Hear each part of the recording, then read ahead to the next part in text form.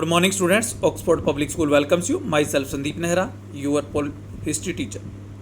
We are studying about chapter 10, displacing indigenous people. Today's our topic is the gold rush and the growth of industry. इससे पहले आपने पढ़ा था कि किस तरह से वहाँ के नेटिव पीपल्स को अमेरिका से और कनाडा से वहाँ के नेटिव पीपल्स को वहाँ से निकाल दिया गया। सो उनकी लैंड थी वो उनसे क्या छीन ली गई थी। तो यहाँ तक कि मतलब यूरोपियन जो लोग वहाँ पर जा रहे थे, लगातार सिस्टम नहीं रुका था, अब तक तो काफ़ी कम गए थे। अब इसके बाद क्या है, एक गोल्ड रश का मतलब है कि लोगों के अंदर इस तरह से फीलिंग आ जाना, या ये कह सकते हैं कि ये विश्वास होना कि यहाँ मतलब गोल्ड बहुत ज़्यादा मात्रा में है, और कोई भी इंडस्ट्री वगैरह हो या रेलवे वगैरह हो या एग्रीकल्चर वगैरह हो, उसकी प्रोग्रेस या इंडस्ट्री की प्रोग्रेस इतनी मतलब एकदम से ज़्यादा करना, ताकि क्या है गोल्ड रश के द्वारा क्या या सोने के द्वारा उसको गोल्ड के द्वारा पूरा किया जा सकेगा।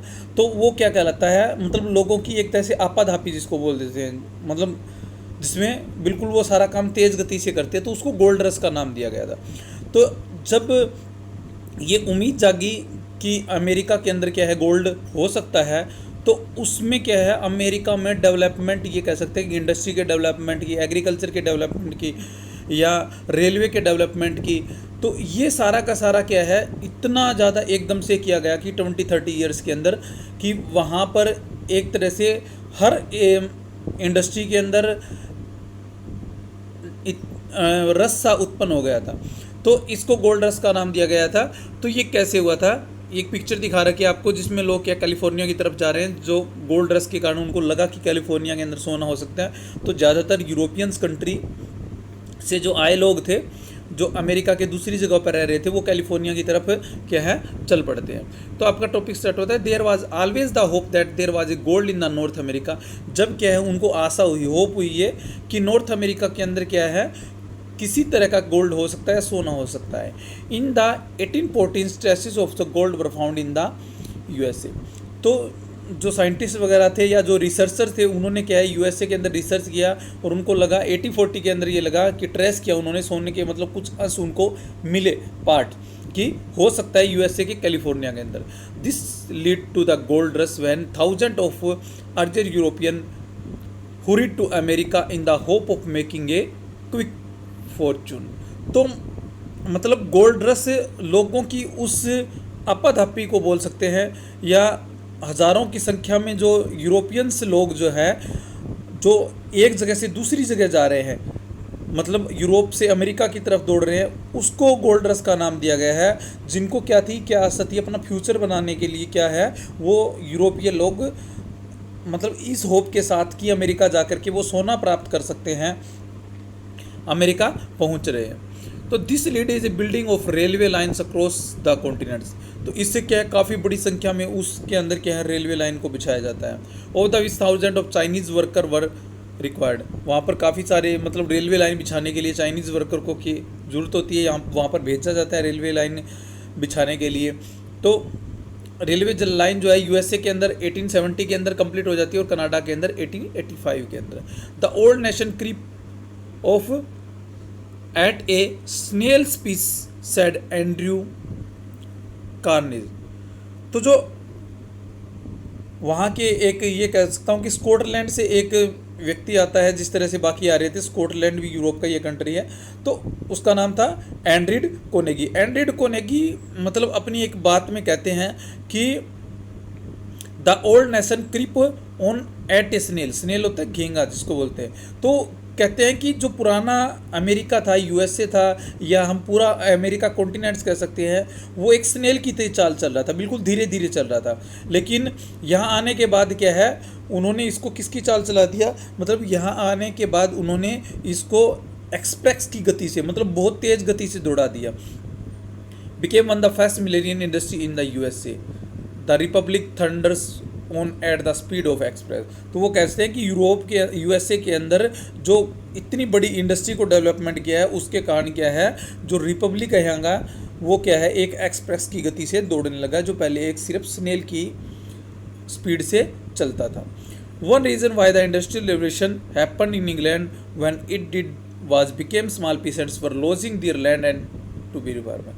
अब उन्होंने एग्जाम्पल दे रखा है यहाँ पर कि इंग्लैंड के अंदर जब रेवोल्यूशन आई थी, यानी क्रांति आई थी, इंडस्ट्रियल रेवोल्यूशन, 17वीं सेंचुरी के अंदर। तो उसमें क्या है, जो छोटे छोटे किसान थे, स्मॉल पीसेंट्स थे, उनकी ज़मीन सबकी छीन करके क्या गवर्नमेंट के द्वारा बड़े किसानों को देती गई थी। और इससे क्या है, वो छोटे किसान किसकी तरफ चले गए, इंडस्ट्री की तरफ चले गए, नौकर बन गए, वहाँ पर नौकरी वगैरह करने लगे। और क्योंकि उनको किसकी जरूरत थी, अपना मतलब जो फुलफिलमेंट है, नीड्स को फुलफिलमेंट करने के लिए जॉब्स की जरूरत थी, तो वो फैक्ट्रियों में चले गए, जिसके कारण क्या है वहाँ पर इंडस्ट्रियल रेवोल्यूशन आई। तो इसी तरह से उन्होंने क्या है, in North America industry development for the very different region. लेकिन अमेरिका के अंदर जो इंडस्ट्रियल डेवलपमेंट हुआ था इस 19वीं सेंचुरी के अंदर, वो थोड़ा सा अलग कारणों से हुआ था। To manufacturing railway equipment so that rapid transport could link distant places and to produce machinery which would make large scale of farming easier। बल्कि यहाँ पर इसलिए हुआ था ताकि क्या है, एक तो मतलब ट्रांसपोर्ट सिस्टम को इतना ज़्यादा मतलब मैन्युफैक्चरिंग किया गया, रेलवे को ट्रांसपोर्टिंग सिस्टम को इतना डेवलप किया गया ताकि क्या मशीनरी वगैरह को एक बड़े स्केल के ऊपर क्या फार्मिंग के लिए इधर से उधर ले जाया जा सके। इंडस्ट्रियल टाउन ग्रू, नए नए क्या औद्योगिक कस्बे विकसित हुए। एंड द फैक्ट्री मल्टीपर्ड, और काफ़ी फैक्ट्रियाँ क्या है बढ़ चुकी थी। Both in the USA and Canada, दोनों के अंदर है, कनाडा के अंदर भी और यूएसए के अंदर। In 1860 the USA had been an undevelopment economy. 1860 तक यूएसए की इकोनॉमी की डेवलप नहीं थी। In 1890 it was leading industry power in the world. लेकिन 1890 यानी सिर्फ 30 साल के अंदर ही क्या है, वो एक वर्ल्ड की इंडस्ट्रियल पावर बन जाता है। ठीक है, वो किसके कारण है, इस गोल्ड रश के कारण ही है। क्योंकि वहाँ पर ये कह सकते हैं कि यूरोपियंस के द्वारा रेलवे का और इनका इतना डेवलप करवा दिया गया था एकदम से इंडस्ट्रियल वगैरह का, कि वो क्या है वर्ल्ड की पावर बन जाता है। Large scale agriculture also expanded, बड़ी संख्या के अंदर खेती का भी विस्तार होता है। वास्ट एरिया वर क्लियर्ड, काफ़ी बड़े बड़े, क्योंकि वहाँ पर फॉरेस्ट ज़्यादा थे कनाडा के अंदर भी और यूएसए के अंदर भी, उनको क्लियर साफ करवाया जाता है, डिवाइड इनटू फार्म्स, और उनको खेतों में बांट दिया जाता है। By 1819 the bison had almost been be extinct, जो जंगली भैंसा था, बिशन था वहाँ पर, उसको लगभग ख़त्म कर दिया जाता है 1890 तक। क्यों? क्योंकि वो उससे लोग डरते थे, खेती नहीं करते थे, जंगलों की तरफ नहीं जाते थे।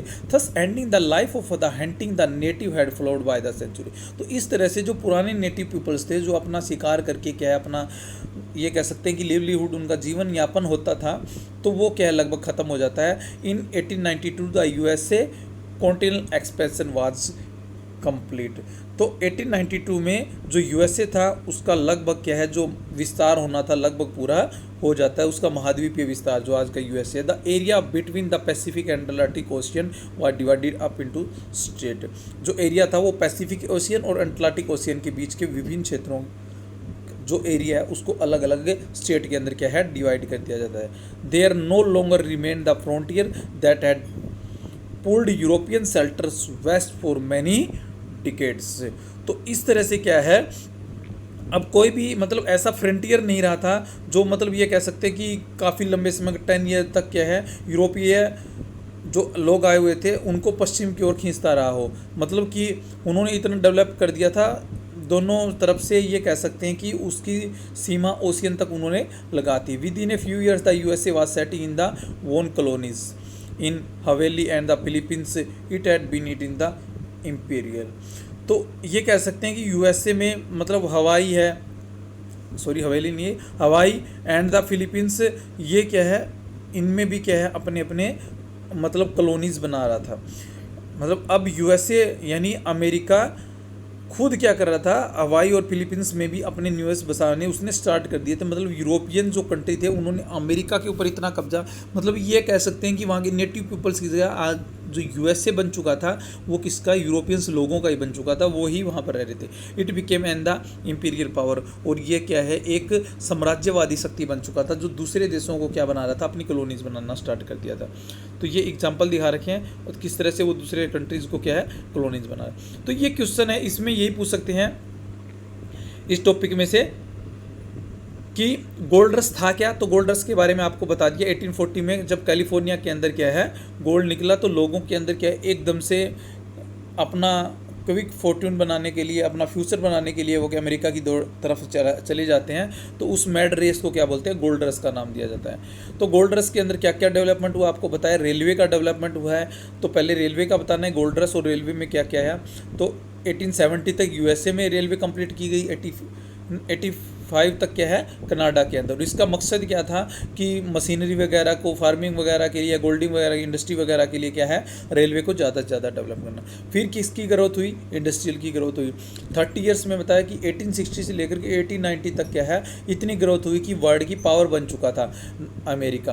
तो इसलिए इसका रीज़न क्या था, रेलवे को मैन्युफैक्चरिंग करना, एग्रीकल्चर को बढ़ाना, ये सारे के सारे क्या थे इसके रीजन थे। उसकी इकोनॉमी की काफ़ी स्ट्रॉन्ग हो जाती है और अनडेवलपमेंट इकोनॉमी की जो कभी होती थी वो एक 30 ईयर्स के अंदर क्या है पावरफुल इकोनॉमी की बन जाती है। नेक्स्ट इसमें गोल्ड रश को क्या इसके साथ पूछ सकते हैं, एग्रीकल्चर के पास साथ पूछ सकते हैं कि एग्रीकल्चर का क्या एक्सपेंस हुआ। तो एग्रीकल्चर इसमें लार्ज स्केल के ऊपर एग्रीकल्चर की गई गोल्ड रश के साथ ही, बड़े बड़े एरियाज़ को साफ कर दिया गया, वहाँ की फार्मिंग स्टार्ट की गई, वहाँ का जो विल्ड बफेलो था, बिशन था, यानी उसको क्या है लगभग मार दिया गया था, उसको एक्सट्रीमिनेट कर दिया गया था, उसका उन्मूलन हो चुका था 1890 तक। तो इसलिए जो हंटिंग सिस्टम था नेटिव पीपल्स का वो ख़त्म हो चुका था। और गोल्ड रश के कारण ये कह सकते हैं कि नॉर्थ अमेरिका का इतना डेवलप हो चुका था कि 1892 तक क्या है खुद यूएसए वो क्या है कॉलोनीज बनाने लगा था दूसरे कंट्रीज़ को, जिस तरह अब यूरोपियन कंट्री बनाने थे उस तरह से ये बनाने लगा। तो ये आपका टॉपिक था द गोल्ड रश, और इससे क्या क्या इफेक्ट यूएसए के ऊपर पड़ा, इंडस्ट्री के ऊपर क्या पड़ा, एग्रीकल्चर के ऊपर क्या पड़ा, रेलवे के ऊपर क्या रहा। तो ये सब क्या है आपको इसमें राइट करना है। Okay, thank you, have a nice day.